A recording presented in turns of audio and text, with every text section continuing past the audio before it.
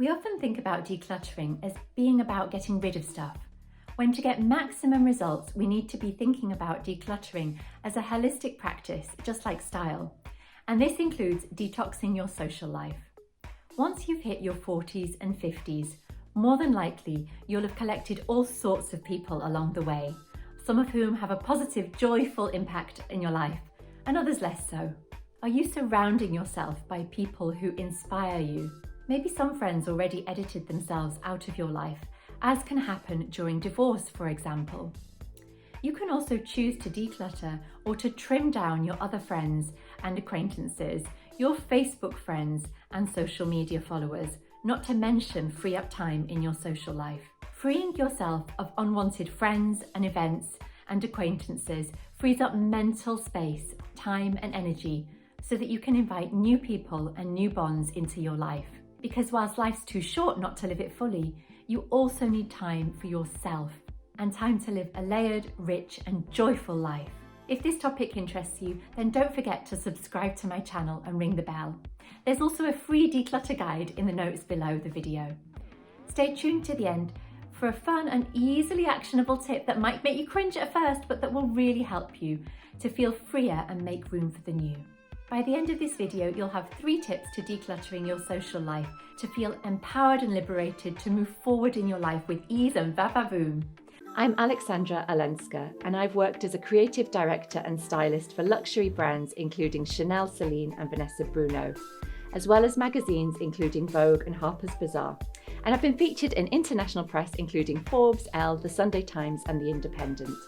I now help directors and leaders in midlife and beyond to rebalance that work, busy lifestyle you've become accustomed to, because you know life's too short to stay in that career-driven comfort zone. I help you to redesign and restyle your life, especially at midlife with life-changing transitions such as the breakup of relationship, divorce, menopause, or turning 40 and beyond. From your home and your wardrobe to your mind and social life, I help you with your stylish next chapter to step into your best life, because I know you're ready to rock life again.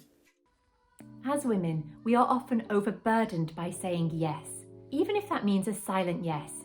The yes of washing the kids' dirty uniforms, however old they are, or the silent burden of driving to buy an aging relative medicine. Yes, you want to help, but sometimes we say yes to everybody else, yes to driving across town to meet a new date, even though you're exhausted. Even if you're past the phase of saying yes to everything at work, even if that was just to prove yourself to yourself, or as a successful woman in a high-powered field. With friends and family, it can be a different story. It's time to declutter the curse of overgiving and always saying yes to others.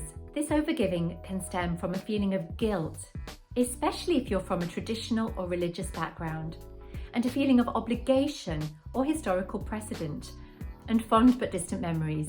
Of course, there are many things that we enjoy or need to say yes to, but it's important to be mindful of saying yes on autopilot, even if that's silently.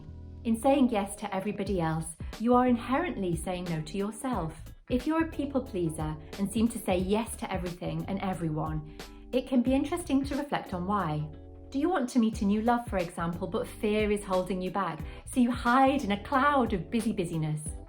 Are you afraid of rocking the boat and so just maintain how things have always been, even if that's no longer in your best interest? Are you hiding your loneliness in a fog of saying yes, when in reality you're saying yes to everyone else apart from yourself?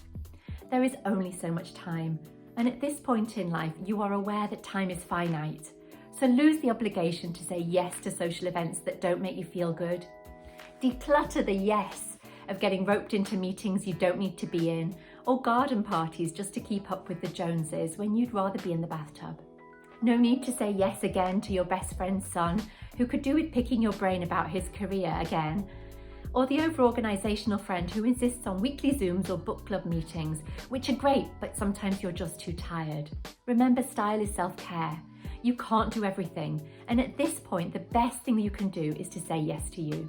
Are you ready to ditch the guilt and say yes to you? Say ready in the comments below, because I know you are. On to step 2. Make a commitment to yourself to limit the interaction with meanies and declutter the guilt of letting people go. Ask yourself how you feel when you spend time with certain people. Uplifted, excited, inspired, or drained? Let go of people that drain your energy, people who disregard your feelings, who lack empathy, or make you feel uncomfortable being yourself. It's time to purge people who aren't in tune with the next level you. Friends who are unsupportive and always questioning your decisions, or who think you're crazy or are negative Nellies about life or your decisions. Or the so-called friends who are holding you back, or whom you dread seeing, or whom you don't enjoy seeing but have bonds since childhood and your families know each other. Time to say bye-bye to those who are completely selfish. It's all about them. Or people who are unwilling to acknowledge that you're changing and want you to stay exactly how you were.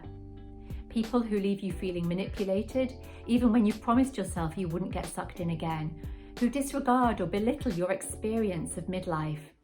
Those who are never there when you really need them. And fiendish friends who suck all your energy and use you as an emotional dumping ground, yet never reciprocate the ear or empathy. Perhaps there are those that you enjoy seeing in the moment, but leave you feeling strangely empty and sad in yourself afterwards. I know that you're busy, and holding on to old bonds that are no longer serving you will not only feel liberating, but also open up time and energy for new friends and followers. In creating space, who knows who you might meet, or who knows who might come into your life if you allow them. Which brings me neatly to point 3. It's time to detox the inbox.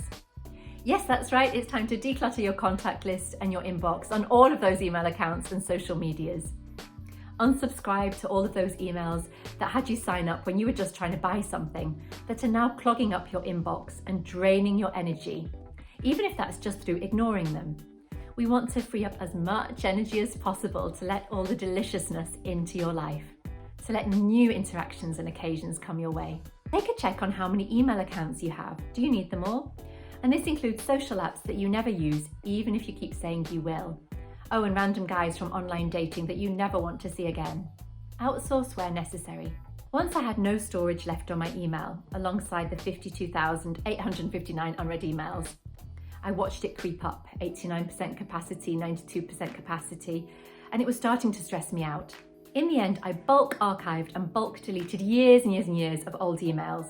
Yes, I was worried that I'd lose an important memory or an email address, but in reality, the majority of what happened in my inbox 7 years ago had ceased to matter.